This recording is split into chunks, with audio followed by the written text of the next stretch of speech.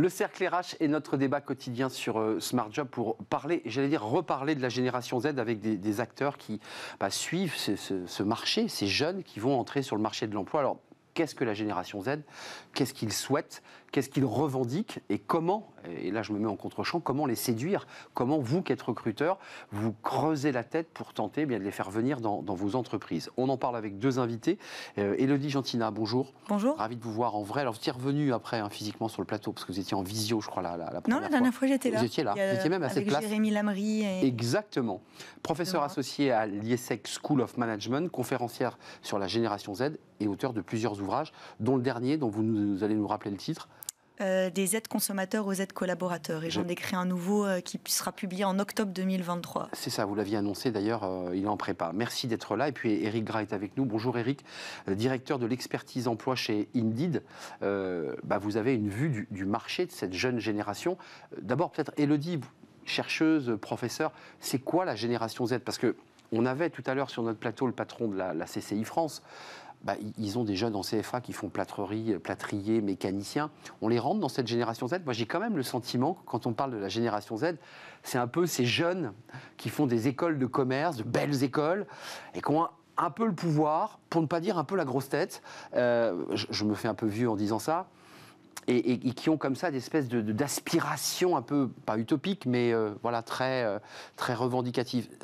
Ça concerne les plâtriers, les mécanos, Bien sûr, ça concerne aussi les artisans. En fait, quand on parle de génération, parfois j'aime pas toujours parler du terme de génération, parce que la jeunesse regroupe un ensemble d'individus, non pas homogènes, mais il y a des différences selon le milieu culturel, le milieu social, le lieu d'habitation, le fait d'habiter en ville, à la campagne, etc. Clairement. Et je préfère parler de digital native, tous ceux qui sont nés pendant la 4e révolution numérique. On parlera peut-être aussi plus tard de génération coroniole, ceux qui sont nés pendant la crise de la Covid-19. En tant que chercheur, je ne travaillais pas encore sur eux. Vous pensez qu'il s'est constitué une génération, Eric dit oui, il s'est constitué comme ça une bascule, une nouvelle génération Covid? Mais clairement, on voit dans l'histoire du monde du travail, chaque crise laisse des impacts durables. Toutes générations confondues, mais notamment sur les plus jeunes générations, ça conditionne. La première fois où on envisage le monde du travail, on arrive dans le monde du travail, quand il y a une crise économique, écologique, sanitaire, etc., ça change la perception du monde du travail. Donc, on a vu l'accélération du télétravail, on a vu sur les générations d'avant, nos parents, par exemple, ou grands-parents avaient une entreprise, un job toute sa vie, et puis d'un seul coup, on a vu des entreprises qui viraient du jour au lendemain des gens. Ça marque les générations qui suivent. C'est-à-dire qu'on voit ses parents se faire virer du jour au lendemain, on voit des industries s'effondrer ou des industries naître. On ne perçoit pas le monde du travail de la même façon. Oui, ça laisse un impact. On voit ses parents au chômage, on voit ce que ça implique aussi dans la vie sociale de la famille. Génération Z, donc c'est tout le monde, mais quand même, il y a quand même des éléments qu'on voit sur les réseaux sociaux de ces étudiants, je mets des guillemets, bien nés, qui à la tribune d'HEC, qui à la tribune des grandes écoles, font des déclarations à la Greta Thunberg. C'est ça la génération Z? En fait, là, on parle aussi un peu de la jeunesse dorée. Donc, quand on oui, c'est pour ça que il faut aussi savoir sur quel échantillon cela porte. Et ces étudiants qui remettent en cause un peu les écoles de commerce et avec leurs grands discours. Mais ils y sont quand même. Sur les quêtes de sens, ils y sont. Ils sont dedans, ce qui est quand même assez drôle. Mais c'est aussi cette jeunesse dorée, c'est cette quête de sens et de valeurs qu'ils recherchent. Et cette crise de la Covid-19, elle a suscité une accélération des questionnements liés à l'écologie, à l'environnement, à la quête de sens, que l'on retrouve bien chez ces jeunes que vous qualifiez de jeunesse dorée et qu'on retrouvera. Et vous aussi, d'ailleurs, vous la qualifiez de jeunesse dorée. Oui. Ouais. Oui. Non, on assume cette idée qu'il y a quand même un peu de monde dans notre jeunesse, quoi. Eric Gras, l'offre et la demande, parce que c'est un peu l'enjeu d'Indeed, c'est faire se rencontrer cette offre et cette demande. Et vous avez, vous, un panorama. Elle dit quoi, cette génération Z? Elle se comporte comment? Et puis on parlera des recruteurs, parce que en les rencontrant beaucoup, honnêtement, ils se grattent un peu la tête quand même. Mais comment elle se comporte, cette génération Z? Déjà, il y a deux types de profils dans les jeunes. Il y a les jeunes déjà actifs depuis un moment, et puis les jeunes de moins de 25 qui sont encore étudiants ou arrivent tout juste dans le marché de l'emploi. Et eux, en effet, il y a eu un impact très important du Covid. Donc, il y a déjà des nuances, parce que quand on a déjà 3-4 ans d'expérience dans le monde du travail, entre les aspirations, les idéaux qu'on a pu avoir et ce qu'on découvre, on a juste un peu, on a juste un peu son tir. Ce qui est très flagrant dans les études qu'on a sorties, on parle beaucoup de sens, etc., c'est qu'il y a des besoins très primaires, y compris chez ces jeunes-là. C'est d'abord, je veux trouver un job. Pas oublier que parmi les pays de l'OCDE, la France est l'un des moins bien lotis sur l'emploi des jeunes. 30% le taux d'emploi des jeunes. C'est le chiffre. On a 18% de taux de chômage, un peu plus de 18%, contre 7% en moyenne, un peu plus de 7% au niveau national. Donc on voit le delta.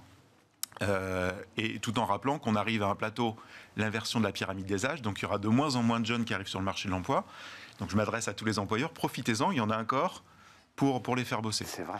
Le souci majeur, c'est l'inadéquation entre l'offre et la demande. Donc le jeune qui arrive dans le monde du travail veut déjà trouver un job rapidement pour gagner en autonomie, en indépendance. Logique, ça c'est vrai pour toutes les générations depuis un siècle. Oui, mais il faut le rappeler, avant de parler de sens, etc., il veut trouver un job qui correspond à ses compétences, ses aptitudes. La mobilité géographique aussi, c'est que ça me coûte cher d'avoir une voiture. Automatiquement, ça c'est le deuxième sujet. Exactement. Et ce qui est très nouveau, c'est l'équilibre vie pro-vie perso. Alors ça c'est nouveau en effet. Et ça c'est vraiment nouveau, parce qu'on ne s'attendait pas à voir ça dans les jeunes générations avant. C'était justement je cherche un job à tout prix, etc. Et il y a cette exigence qui arrive très fortement. Et ce qui est très drôle, quand on creuse dans l'étude, c'est qu'il y a quasiment deux moitiés identiques. Une qui veut vraiment de la stabilité horaire, un job fixe, un peu sûr. Un bon cadre. Voilà. Et une autre qui est prête à des horaires complètement décalés, à travailler le week-end, à travailler... C'est deux blocs. C'est-à-dire de sociologie, j'allais dire. C'est 47-53, donc il y a vraiment un équilibre très, très fort. Ouais, et ceux qui veulent bosser le samedi et le dimanche, ils s'en fichent, ils ont l'ordinateur, ils sont mobiles. Exactement. Et plus les profils de jeunes et un niveau d'éducation faible, moins ils sont souples sur les horaires. Exact. Et c'est tout le paradoxe, c'est-à-dire que c'est plutôt quand on a peu de diplômes qu'on va vous proposer des emplois où il faut travailler dans l'hôtellerie-restauration, la logistique, en horaire décalé le week-end, et eux sont contre.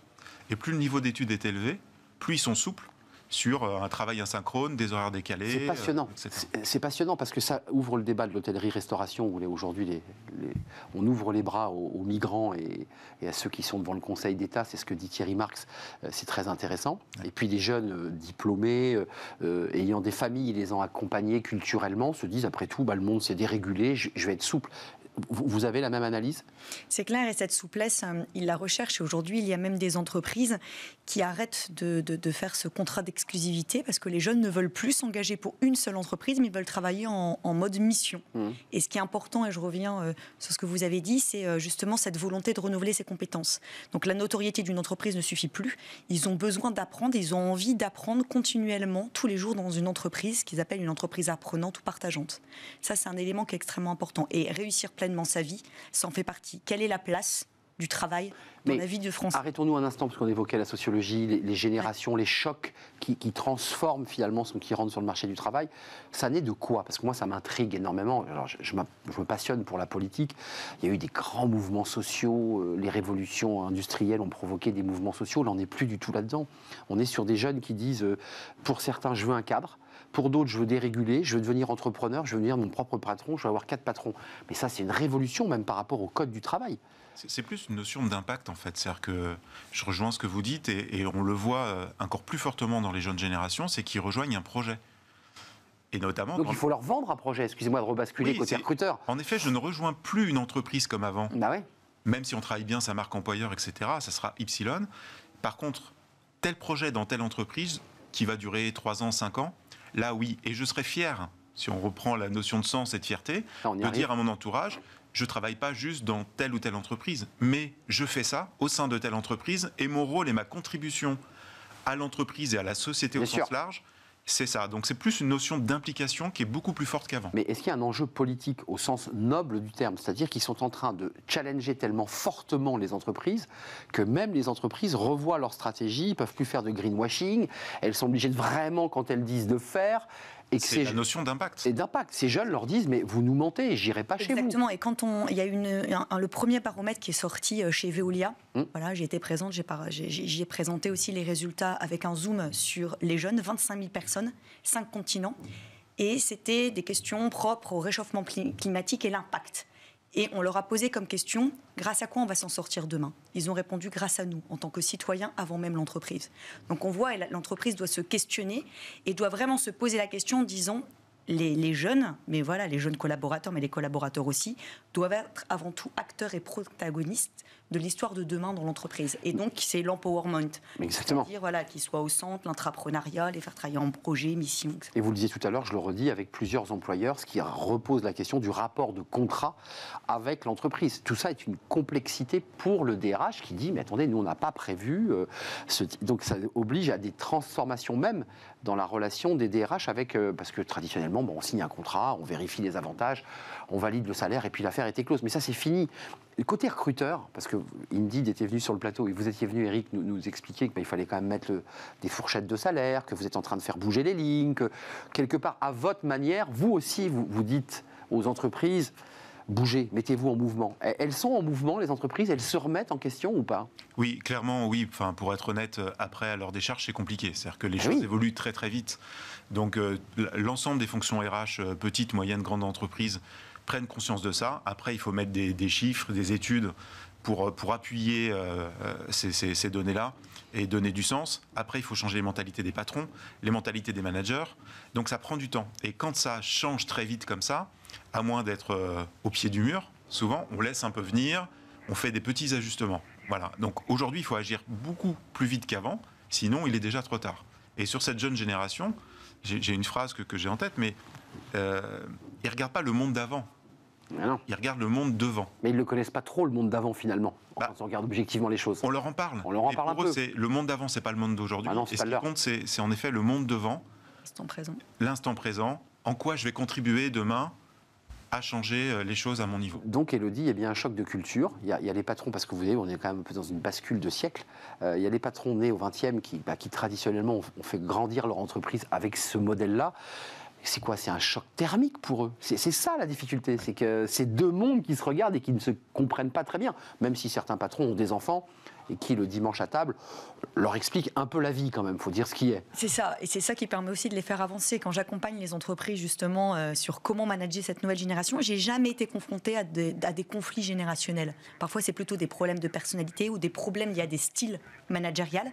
Et il y a différentes entreprises qui avancent différemment. Il y a des entreprises qui ont du mal déjà à recruter parce que leur image est vieillissante, d'autres qui me disent nous on recrute, mais ils partent au bout de 6 mois. Ça, c'est on a de gros problèmes de fidélisation. Ils ne les gardent pas. Mais c'est des zappeurs, et Élodie, excusez-moi, parce que, encore une fois, vous avez pensé que je suis vraiment, je mets des guillemets, un vieux con, mais on les voit, digital native, il y a des études qui montrent qu'ils sont effectivement très forts sur Snapchat et sur Insta, mais qui sont très très nuls quand il est question de mettre 3 programmes sur un ordinateur.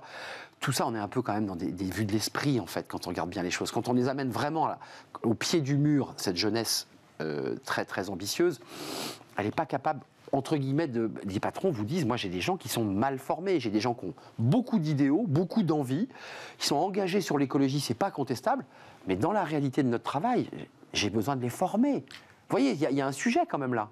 Il y a un vrai sujet entre la formation, le moment où j'arrive dans le monde du travail et quand je découvre le travail et le degré d'exigence des entreprises. Donc l'entreprise doit adapter son degré d'exigence, doit former à nouveau après l'école, parce que souvent les formations ne sont pas adéquates, soit sur les compétences, soit sur les fameux soft skills.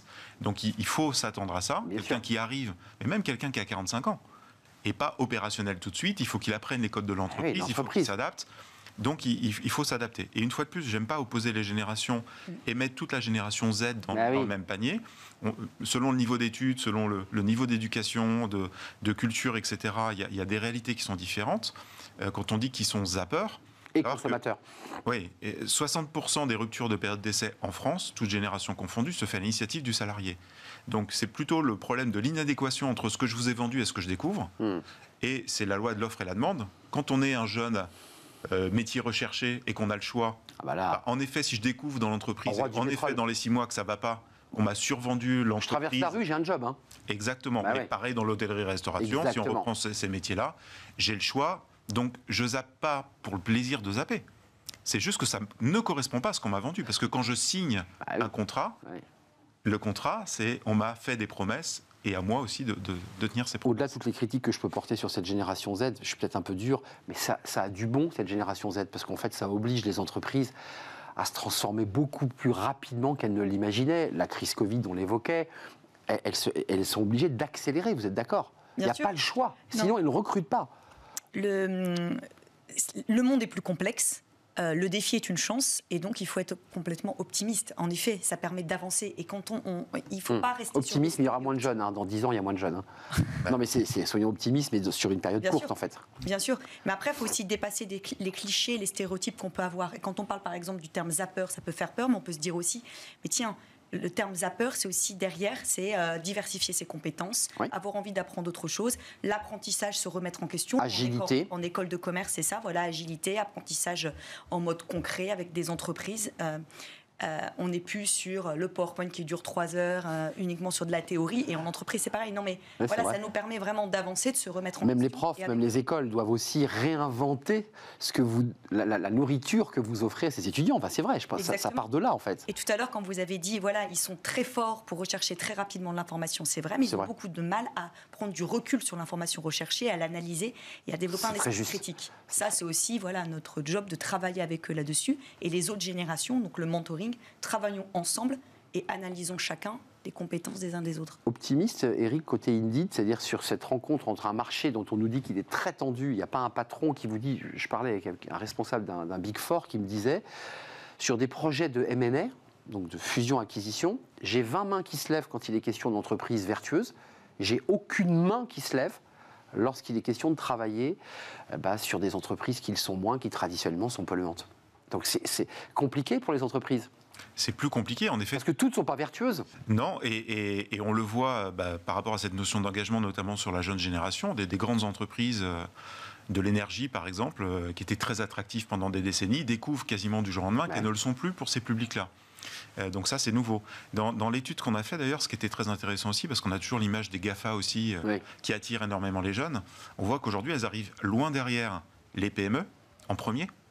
Les jeunes préfèrent être dans une PME, voire une TPE à taille humaine. Ils voient le patron, c'est concret. En deuxième, une grande entreprise.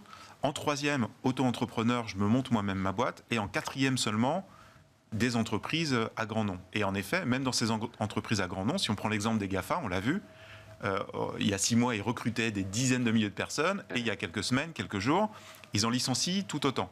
Donc ça laisse des marques, quand je parlais de crise, dans cette jeune génération qui dit, OK, Google, Amazon, Facebook, etc., pourquoi pas, c'est un nom prestigieux, le cadre est sympa, sur une carte de visite ça peut être intéressant. Pour autant, de là à me projeter, est-ce que c'est vraiment attractif ? Beaucoup moins qu'avant.